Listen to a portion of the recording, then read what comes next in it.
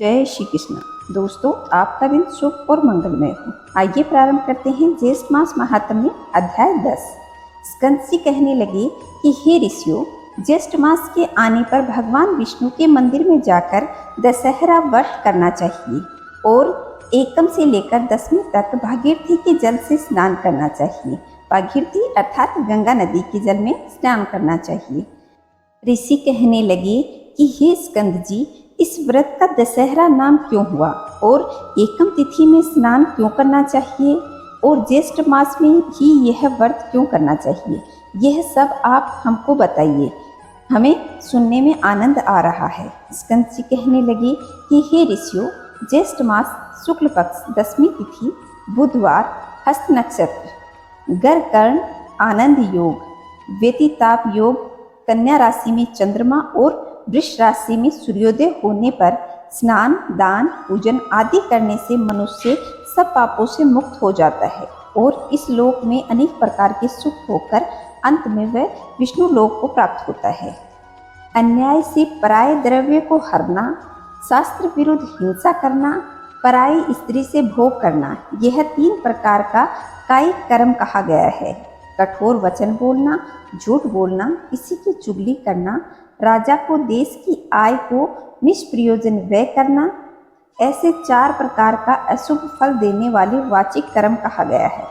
दूसरे की बुराई की इच्छा करना, परलोक कुछ नहीं है, यह शरीर ही आत्मा, ऐसा विचार और प्रचार करना, ये 3 प्रकार के मानसिक पाप कर्म कहा गया है। ज्येष्ठ शुक्ल पक्ष की 10वीं को स्पर्श, दर्शन, मंजन पान, अर्चन आदि करने से ऊपर के कहे गए 10 प्रकार के पापों का नाश हो जाता है। इसलिए पूर्वदर्शी मुनियों ने इनका नाम दशहरा रखा है। ज्येष्ठ शुक्ला 10वीं के दिन स्नान मात्र करने से 10 जन्मों की अर्जित पापों का नाश हो जाता है, इसलिए भी इसका नाम दशहरा हुआ। दशहरा के दिन इन पुरातन मंत्रों से श्री गंगा जी का पूजन करना चाहिए।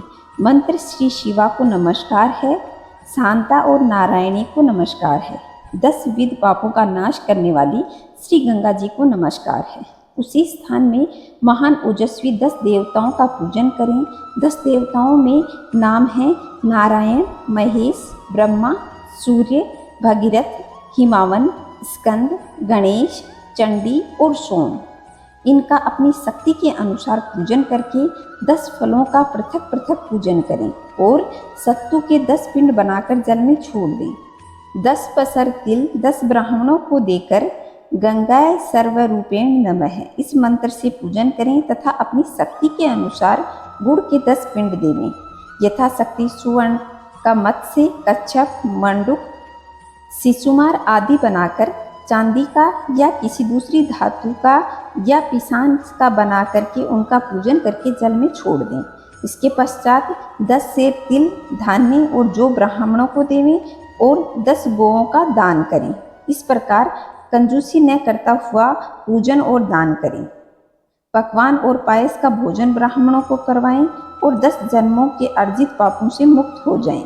इसमें कोई संदेह नहीं कि ज्येष्ठ मास में शुक्ल पक्ष की एकम तिथि से लेकर 10वीं पर्यंत तिथियों में दशाश्वमेध तीर्थ में स्नान करने से समस्त पापों से छूट जाता है। ज्येष्ठ शुक्ल के एकम से लेकर समस्त जन्म के पापों से नाश करने वाले 10वीं तिथि के पर्यंत सब ही तिथियों में कर्म से स्नान करके मनुष्य श्रेष्ठ होता है और दशहरे के दिन दशाश्वमेघेश्वर की लिंग का दर्शन करें और 10 जन्म के अर्जित पापों का नाश हो जाता है।